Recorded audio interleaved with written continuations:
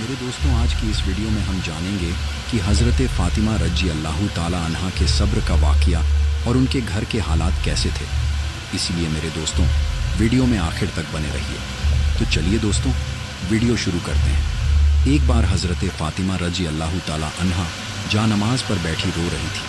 उनकी आंखों से आंसू बह रहे थे और उनकी छाती आंसुओं से भर गई थी। उसी समय हज़रत मोहम्मद सल्लल्लाहु ताला अलैहि वसल्लम फ़ातिमा रज़ी अल्लाह ताला अन्हा के घर तशरीफ़ लाए और उनके कमरे में दाखिल हुए। उन्होंने देखा कि फ़ातिमा रज़ी अल्लाह ताला अन्हा जानमाज़ पर बैठकर ज़ोर ज़ोर से रो रही थी। तब हमारे प्यारे नबी हुज़ूर सल्लल्लाहु ताला अलैहि वसल्लम ने फ़ातिमा रज़ी अल्लाह ताला अन्हा से फ़रमाया, ऐ मेरी जिगर के टुकड़े फ़ातिमा, तुम अपनी जानमाज़ का कोना उठाकर देखो। जब हज़रत फ़ातिमा रज़ी अल्लाह ताला अन्हा ने जानमाज़ का कोना उठाकर देखा तो वो हैरान हो गई। उन्होंने कहा, अब्बा जान, ये क्या है? यहाँ तो पिघला हुआ सोना बह रहा है। तब हज़रत मोहम्मद सल्लल्लाहु ताला अलैहि वसल्लम ने फरमाया, बेटी, जितना सोना चाहो उठा लो और उसे अपनी ज़रूरतों के लिए इस्तेमाल करो।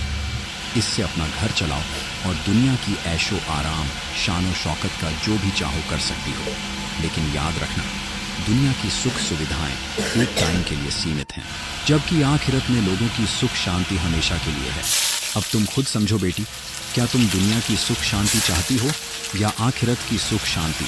हज़रत मोहम्मद सल्लल्लाहु ताला अलैहि वसल्लम की ये बात सुनकर हज़रत फ़ातिमा रज़ी अल्लाह ताला अन्हा ने जानमाज़ का कोना छोड़ दिया और नबी करीम सल्लल्लाहु ताला अलैहि वसल्लम से कहा, अब्बा जान, मुझे दुनिया की सुख शांति की कोई ज़रूरत नहीं है। मैं तो आखिरत की सुख शांति के पीछे दौड़ना चाहती हूँ। इसी तरह एक और घटना का जिक्र है। एक दिन हज़रत फ़ातिमा रज़ी अल्लाह ताला अन्हा इतनी कमज़ोर हो गई कि वो बिस्तर से उठ भी नहीं पा रही थी। ये बात जब हज़रत मोहम्मद मुस्तफ़ा सल्लल्लाहु ताला अलैहि वसल्लम तक पहुँची तो नबी करीम सल्लल्लाहु ताला अलैहि वसल्लम फ़ातिमा को देखने के लिए उनके घर तशरीफ़ ले गए।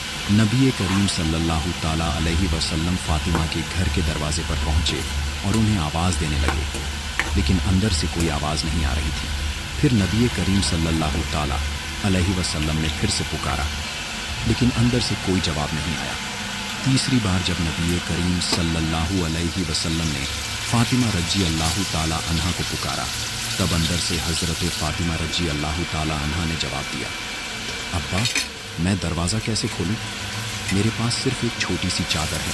अगर मैं इसे पैरों की तरफ खींचती हूँ तो सिर का हिस्सा खुला रह जाता है, और अगर सिर की तरफ खींचती हूँ तो पैर खुल जाते हैं।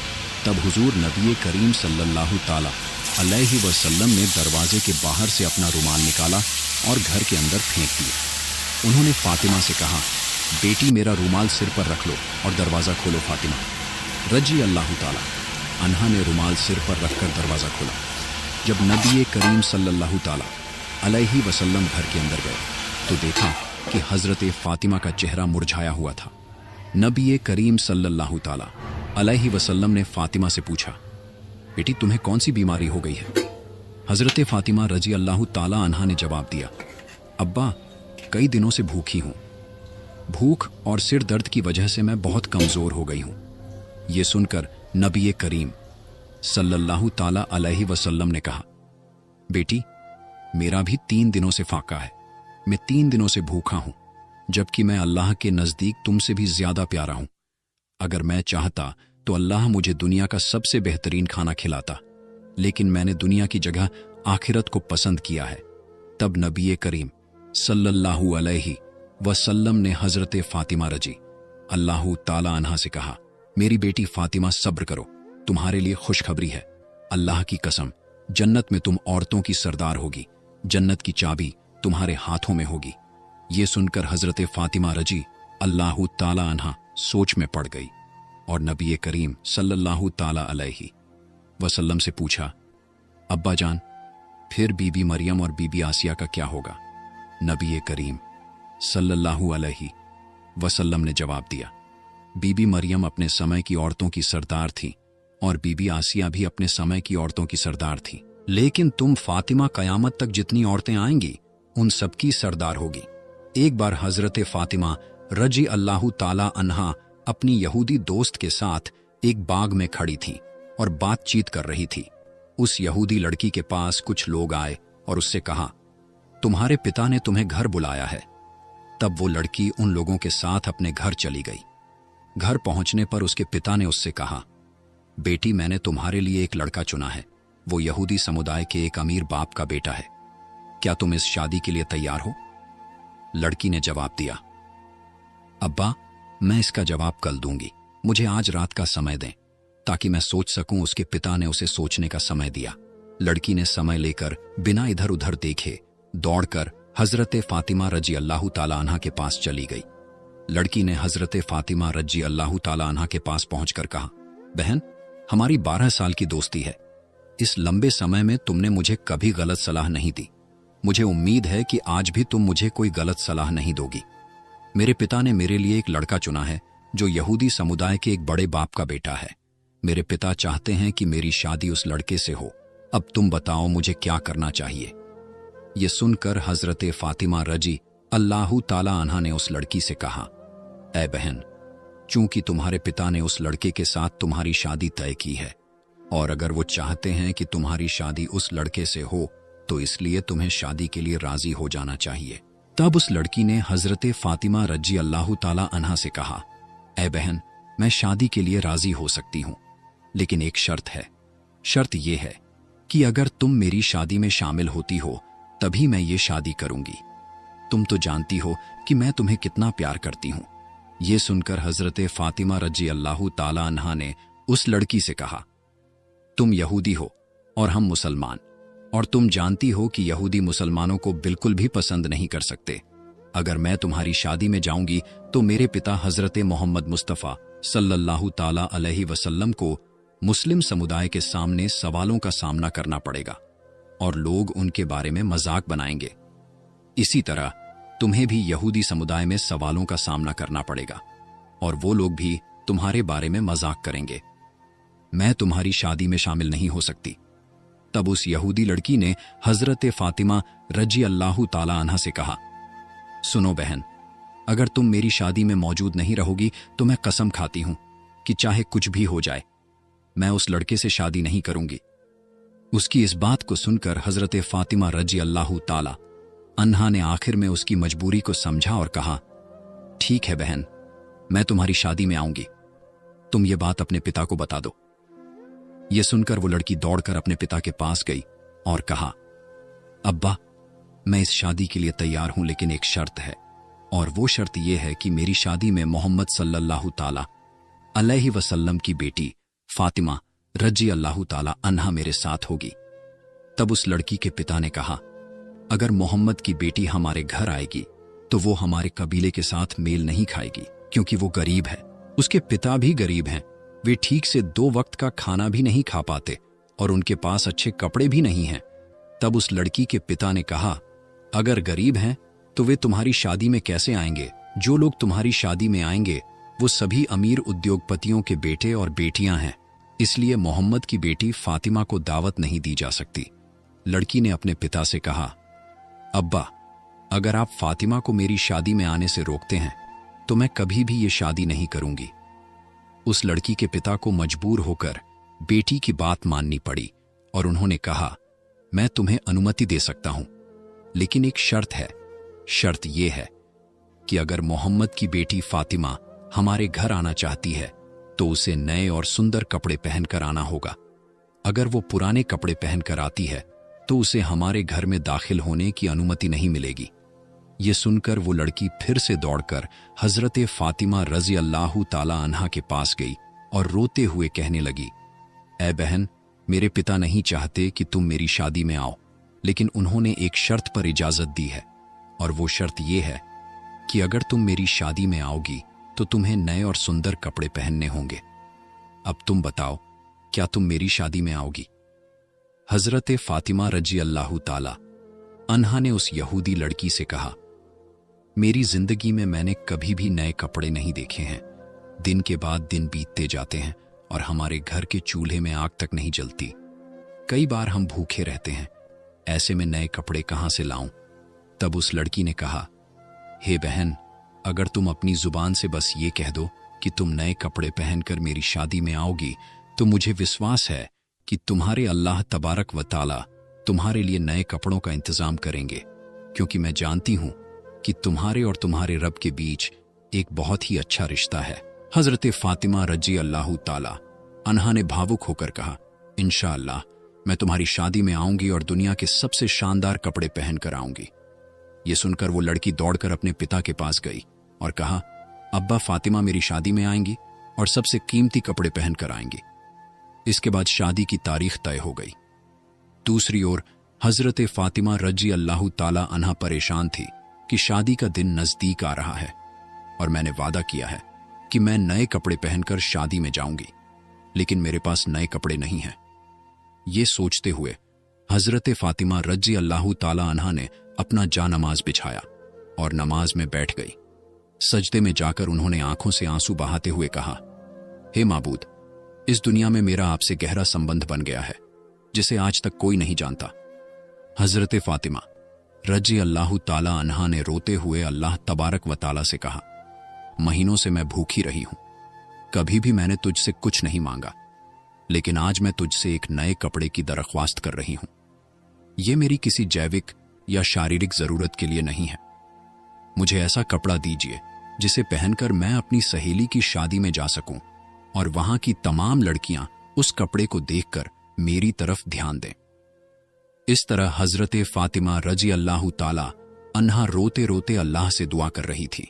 नमाज खत्म करने के बाद जब उन्होंने अपने घर के कोने में नजर डाली तो वहां 2 पैकेट रखे हुए देखे। ये देखकर वे भावुक हो गईं। हजरत फातिमा रजी अल्लाह ताला अन्हा वो पैकेट लेकर रोते हुए हजरत मोहम्मद मुस्तफ़ा सल्लल्लाहु ताला अलैहि वसल्लम के पास आई और पूरी घटना बयान की। जब हजरत मोहम्मद सल्लल्लाहु अलैहि वसल्लम ने पैकेट को खोला तो उसमें से जन्नत की खुशबू आने लगी। तब हजरत मोहम्मद मुस्तफ़ा सल्लल्लाहु ताला अलैहि वसल्लम ने फातिमा रजी अल्लाह ताला अन्हा को गले लगाकर उनके माथे को चूमा और कहा, ये कपड़ा तुम्हें कहां से मिला बेटी? ये तो दुनिया का कपड़ा नहीं है, ये तो जन्नत का कपड़ा है। तुमने छिपकर अल्लाह से संबंध बनाया है। अल्लाह रब्बुल आलमीन तुमसे खुश हो गया है और तुम्हारी दुआ कबूल की है। अल्लाह ताला के पास एक कपड़े की मांग करने की वजह से उन्होंने तुम्हारे लिए जन्नतुल फिरदौस से तुम्हारा कपड़ा भेज दिया है। फिर हजरत मोहम्मद मुस्तफ़ा सल्लल्लाहु ताला अलैहि वसल्लम ने कहा, तुम इस कपड़े को पहनकर अपनी यहूदी दोस्त की शादी में जा सकती हो, लेकिन तुम्हें पर्दा भी रखना होगा। हजरत फातिमा रजी अल्लाह ताला अन्हा ने हजरत मोहम्मद मुस्तफ़ा सल्लल्लाहु ताला अलैहि वसल्लम से कहा, अब्बा जान, मैं अपने हिजाब के साथ अपनी दोस्त की शादी में जरूर जाऊंगी। जब हजरत फातिमा रजी अल्लाह ताला अन्हा ने जन्नती कपड़ा पहना तो उनकी खूबसूरती और बढ़ गई। जब वो शादी के घर में दाखिल हुई तो मानो सब कुछ रोशनी से भर गया। महिलाएं दुल्हन छोड़कर हजरत फातिमा रजी अल्लाह ताला अन्हा की तरफ देखने लगी। सभी कहने लगी, फातिमा तुम तो गरीब हो, फिर तुम्हें इतना महंगा और खूबसूरत कपड़ा कहां से मिला? हजरत फातिमा रजी अल्लाह ताला अन्हा ने कहा, मैंने इसे बाजार से खरीदा है। महिलाएं चकित होकर पूछने लगी, कौन से बाजार से, किस दुकान से खरीदी है? तब हजरत फातिमा रजी अल्लाह ताला अन्हा ने मुस्कुराते हुए कहा, तुम लोग उस बाजार को नहीं जानती और ना ही उस दुकान को पहचानोगी। इस तरह हजरत फातिमा रजी अल्लाह ताला अन्हा ने अपने अनुभव को साझा करते हुए सभी को अपनी खासियत का एहसास कराया। हजरत फातिमा रजी अल्लाह ताला अन्हा ने कहा, यह एक ऐसा बाजार है जिसे जाने के लिए एक खास रास्ता है।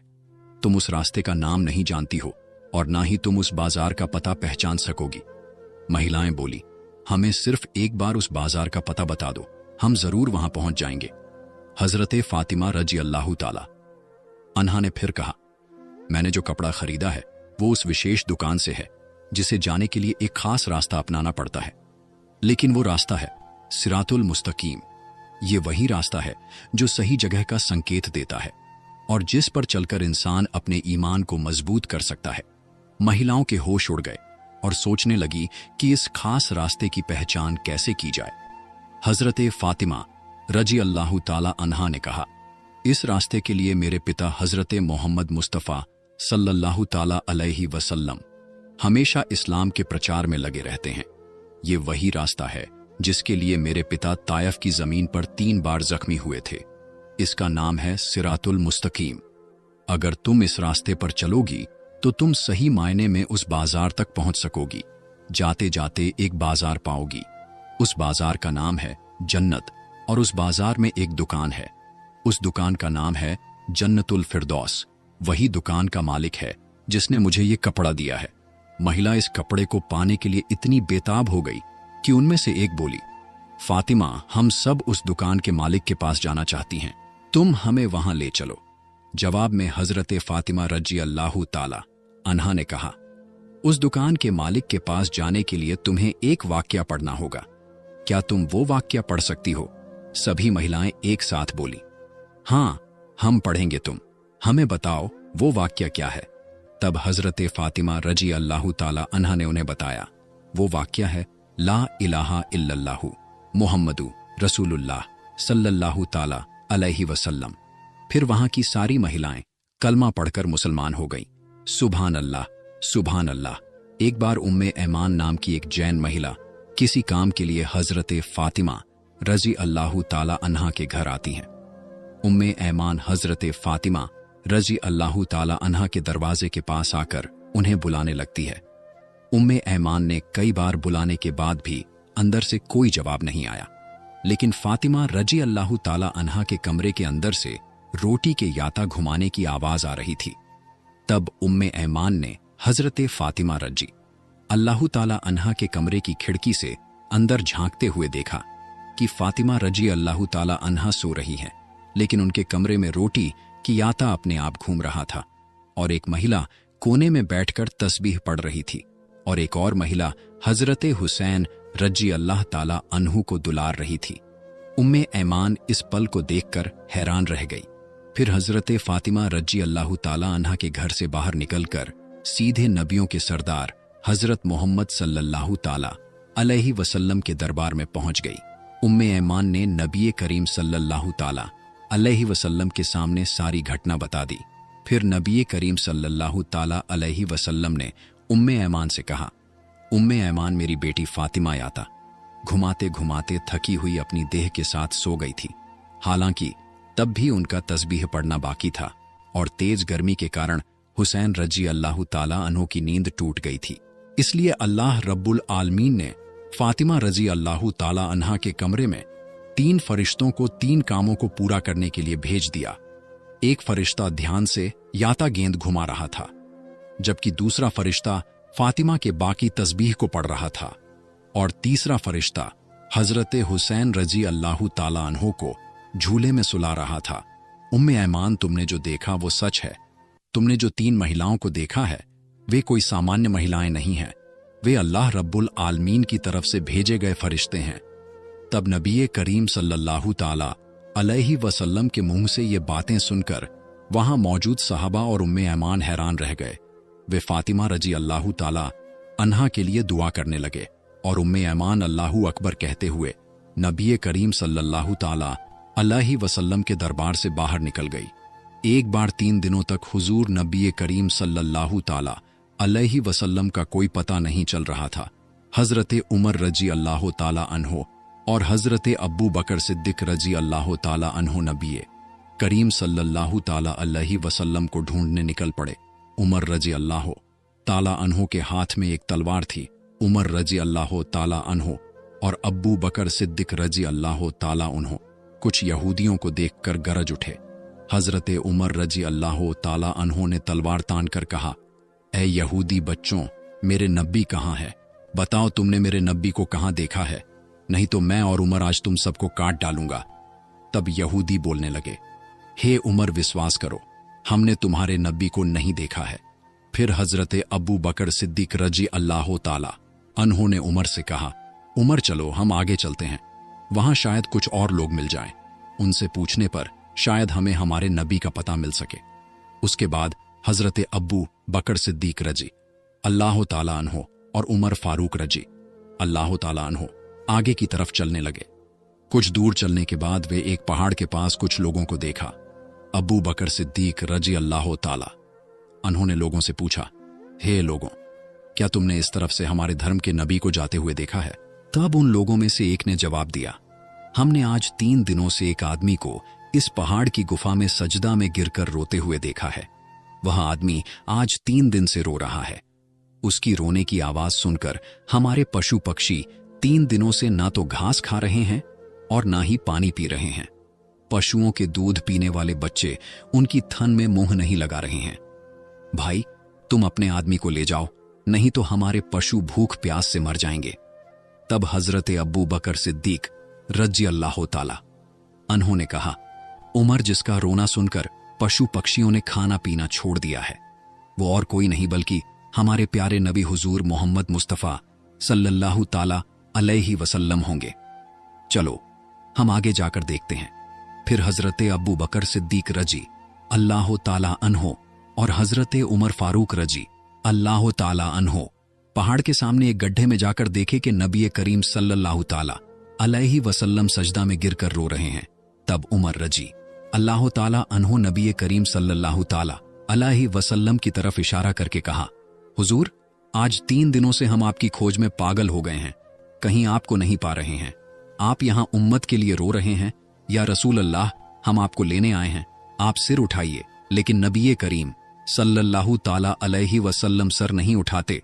तब हजरत अबू बकर सिद्दीक रजी अल्लाह ताला अन्हो ने कहा, या रसूल अल्लाह, जिस उम्मत के लिए आप इस तरह रो रहे हैं, मैं अबू बकर सिद्दीक आपसे वादा करता हूं, अपनी पूरी जिंदगी की इबादत आपकी उम्मत के नाम दान कर दूंगा। फिर भी नबी करीम सल्लल्लाहु ताला अलैहि वसल्लम सर नहीं उठाते। फिर हजरत अबू बकर सिद्दीक रजी अल्लाह ताला अन्हो से कहा, उमर हजरत फातिमा रजी अल्लाह ताला अन्हा के बिना नबी करीम सल्लल्लाहु ताला अलैहि वसल्लम को नहीं लिया जा सकता। चलो हम फातिमा के घर चलते हैं। फिर वे दोनों मिलकर फातिमा के घर की ओर चल पड़े। रास्ते में उन्होंने हजरत अली रजी अल्लाह ताला अन्हो को देखा और हजरत अली के पास जाकर पूरे मामले की जानकारी दी। हजरत अली रजी अल्लाह ताला अन्हो घर जाकर फातिमा रजी अल्लाह ताला अन्हा से सब कुछ कहने के बाद फातिमा रजी अल्लाह ताला अन्हा और हजरत हसन व हुसैन रजी अल्लाह ताला अन्हो, हजरत अली रजी अल्लाह ताला अन्हो सभी मिलकर नबी करीम सल्लल्लाहु ताला अलैहि वसल्लम के पास पहाड़ की गुफा में आ गए। हजरत फातिमा रजी अल्लाह ताला अन्हा ने नबी करीम सल्लल्लाहु ताला अलैहि वसल्लम की ओर देखते हुए कहना शुरू किया, अब्बा, आप कैसे 3 दिनों से हमें छोड़कर इस गुफा में रह सकते हैं? हम आपकी खोज में पागल हो गए थे, हमें कहीं आपका पता नहीं मिला। आप कैसे हमें भूल सकते थे? अपने प्यारे नवासे हसन और हुसैन को कैसे भूल सकते थे? आप सिर उठाइए, हम आपको लेने आए हैं। लेकिन नबी करीम सल्लल्लाहु ताला अलैहि वसल्लम सर नहीं उठा रहे हैं, सजदा में पड़े पड़े ही रोते जा रहे हैं।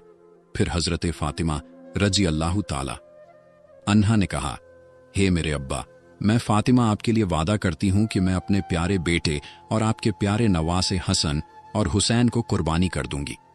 इसके बाद अल्लाह रब्बुल आलमीन ने हजरत जिब्राइल अलैहिस्सलाम को बुलाया और कहा, ए जिब्राइल, तुम तुरंत मेरे दोस्त के पास जाओ। मेरे दोस्त से कह दो कि वो सजदा से सर उठाए। मेरे दोस्त को जाकर बता दो, मैं अल्लाह रब्बुल आलमीन हूं। अब मैं अपनी सारी उम्मत का जिम्मा खुद ले रहा हूं। अल्लाह रब्बुल आलमीन के ऐसे निर्देश पाकर हजरत जिब्राइल अलैहिस्सलाम पहाड़ की गुफा में आए और नबी करीम सल्लल्लाहु ताला अलैहि वसल्लम से कहने लगे, या रसूल अल्लाह, आप सर उठाइए। अल्लाह तबारक व ताला ने मुझे अभी अभी बताया है कि आपकी सारी उम्मत का जिम्मा अब अल्लाह खुद ले चुका है। ये कहकर जिब्राइल अलैहिस्सलाम चले गए। फिर नबी करीम सल्लल्लाहु ताला अलैहि वसल्लम ने सजदा से सर उठाया। इसके बाद नबी करीम सल्लल्लाहु ताला अलैहि वसल्लम सभी के साथ घर की ओर चले गए। अल्लाह पाक रब्बुल आलमीन हम सभी को नबी करीम सल्लल्लाहु ताला अलैहि वसल्लम द्वारा दिखाए गए रास्ते पर चलने की तौफीक अता फरमाए। सभी लोग कमेंट में लिखें, आमीन। तो मेरे दोस्तों, ये थी हमारी आज की वीडियो। दोस्तों, हम उम्मीद करते हैं कि वीडियो आपको जरूर पसंद आई होगी।